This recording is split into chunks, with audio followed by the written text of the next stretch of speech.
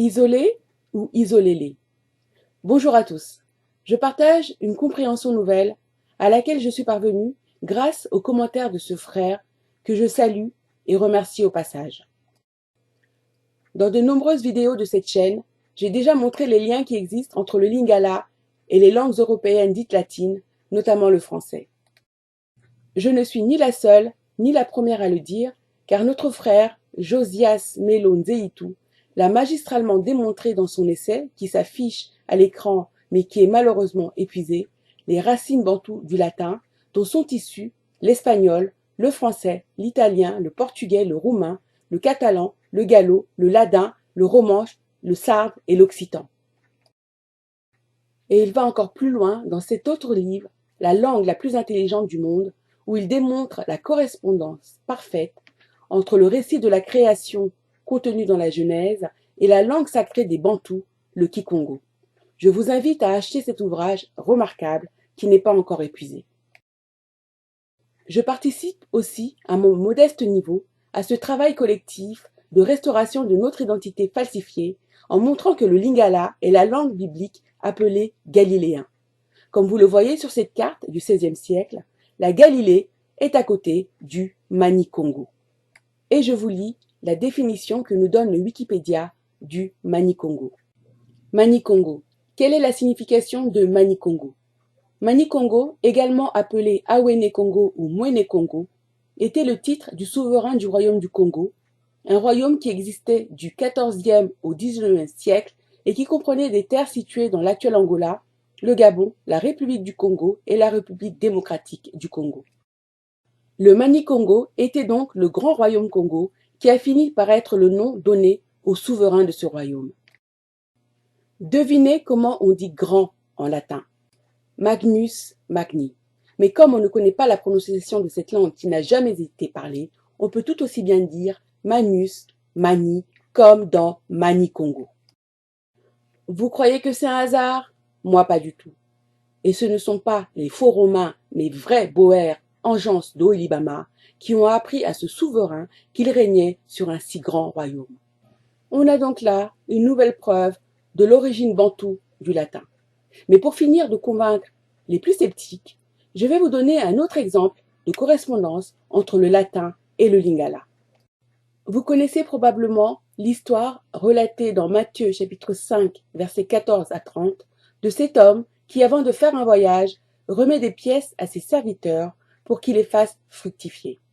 À mon époque, cette histoire était connue comme la parabole des talons. Dites-moi dans les commentaires si c'était aussi le cas pour vous. Sauf qu'à notre époque, on ne parle plus de la parabole des talons, mais de la parabole des talents. Pourquoi donc cette transformation alors que les deux mots n'ont pas du tout la même définition? Dans la Bible, les talons sont clairement des pièces de monnaie. Or, le talent, c'est une faculté immatérielle de l'intelligence. C'est pourquoi on parle de talent culinaire, artistique, d'écriture, etc. Et sauf erreur de ma part, on ne peut pas enterrer un talent comme le fait le troisième serviteur dans ce récit biblique. Alors, pourquoi transformer talon en talent? Je vous le donne en mille pour cacher l'origine latine, donc bantou de ce mot. Quand on fait sur Google la recherche talon monnaie entre guillemets, on trouve qu'il y a des pièces de monnaie qu'on appelle talons que des collectionneurs s'échangent. Et vous le voyez comme moi à l'écran, talon, écriture latin, donc bantou. Pourquoi suis-je aussi assertive? Parce que ce mot est encore utilisé dans le lingala contemporain. Comment, aujourd'hui encore, on demande le prix d'une chose en lingala? Ezali talonini. Littéralement, quelle pièce pour acheter ton objet? Vous croyez que c'est encore un hasard? Bien sûr que non, mes frères.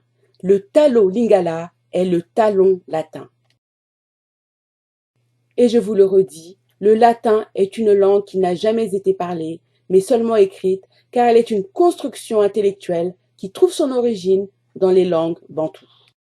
Et je vais vous révéler un nouveau lien entre une langue bantoue, le kikongo, et une langue latine, en l'occurrence le français. Un frère que je remercie a mis le commentaire suivant sous la vidéo des cheveux ou des poils. Waouh! J'y ai jamais pensé. Simple et clair. Bravo. Que ta tacte éclaire encore plus, fille d'Isolélé. Au fait, j'ai l'impression que le mot isolé vient de Isolélé qui a été mis à part par Tata. Il a appelé mon attention sur la correspondance entre le terme Kikongo, Isolélé, qui signifie je t'ai choisi, je t'ai aimé, et aussi par extension, je t'ai distingué des autres, je t'ai mis à part. Or, le verbe français isoler, et notamment son participe passé isolé, a aussi une acception qui signifie mise à l'écart, mise à part. Beaucoup de nos frères qui sont réticents à admettre ces connaissances ou ces compréhensions nouvelles vont penser qu'il s'agit d'une coïncidence ou que c'est nous qui avons copié ce mot. Pourtant, ce sont bien eux qui sont venus chez nous et non le contraire.